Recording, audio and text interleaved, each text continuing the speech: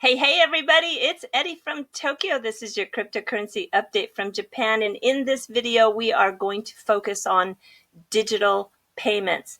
This article comes from India, and it tells us that the growth rates will continue to be 25 to 30% in the digital payment space for a long time. And on the 22nd, Coinbase let us know that they have added cross-border wire transfers for their high-volume customers in Europe and Asia. So these high-volume Coinbase Pro and Prime users in Europe and Asia can now fund their accounts via international SWIFT wire transfers from non-United States bank accounts. And I just said to myself, you got to be kidding me. When they have access to the XRP digital asset, which will save their customers, their high volume customers, which are very important, that can save them money in that liquidity that occurs across different borders. And they also, being in the cryptocurrency space, they are going to use a legacy program like SWIFT. It just doesn't make any sense at all. And okay, so SWIFT, basically with their messaging system between banks, they are operating up to 24 million transactions per day. But let's just do a little math. So it is very well known that there is a 4 to 6% failure rate. That means that daily 960,000 to 1.4 million transfers go wrong. And how they can risk that kind of service with their high volume customers just seems crazy to me. And if we look on the Ripple website, we can see that XRP settles in 4 seconds. Settles in 4 seconds. The SWIFT system can never even come close to that.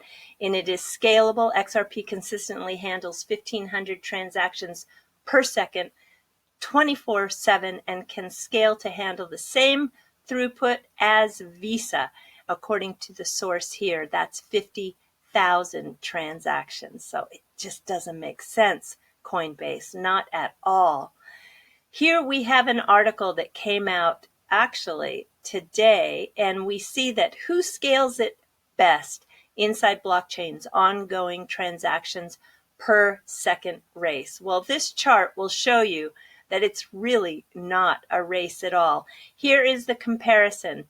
We have Bitcoin, XRP, Ethereum, Bitcoin Cash, EOS, Stellar Lumens, Litecoin, Tron, ADA, IOTA, and Qtum. And only Qtum even comes close, but you can see that the transaction speeds and scalability with XRP, it's a one-horse race. And boy, I was a little sad to see this today. So Stripe announced discontinuation of Bitcoin support and comments on cryptocurrencies for payments. So they were the very first, really, to become a major payment company to support Bitcoin. I remember this. It was back in 2014. It was such great news, and it was such a big step at the time for Bitcoin and the entire space. So this story makes me a little sad. The reason is because the company believes now that because the block size limits have been reached, Bitcoin is now more useful as an asset and less useful as a means of payment or exchange. So also the time required to confirm transactions has risen so much that it is now greatly decreased the successful completion of some of these transactions denominated in fiat currencies. So it also means that the fees have also substantially been increased and charging tens of dollars in some cases. So unfortunately, right now, as it sits, I'm just sorry to see it's not going to be able to compete in this space. Now, as an asset, absolutely. But as a payment source? I unfortunately don't think so. Okay, on January 31st, I am going to fill in for Malpass, who is part of the XRP Zoo, and he just had cancer surgery. And I will be filling in a live stream, which is really rare for me, on that 31st. And just to give you an update, Malpass, he's out of surgery. And just about 3 hours ago, I learned that he was already in the chat room. So maybe they won't even need me on the 31st. But if they do, I will definitely be there to fill in. And I think everybody is wishing Malpass the very best recovery. All right, so Mr. Kitao, the CEO of SBI Holdings, just had his birthday and he turned 68 years old. He looks very happy with his flowers that he received for the celebration. This is a very beautiful grouping of orchids, which is one of the most popular flowers to send for celebrations. And I just want to say to you, Mr. Kitao, happy birthday and keep up the good work. All right, we are moving to the fluff. Talking about birthdays in Japan, we do something a little different here, and it happens on the first birthday. So children celebrate with something that's called isho mochi. And here is the mochi, which weighs about 1.8 kilo or 4 pounds. And that mochi, which is a rice cake, is wrapped in a cloth wrap called a furushiki. And it looks like this. And it's wrapped to be carried on the back of the toddler.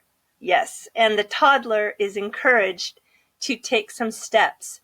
And in taking those steps, it's believed that they will be blessed with health and food and a very important word called enman.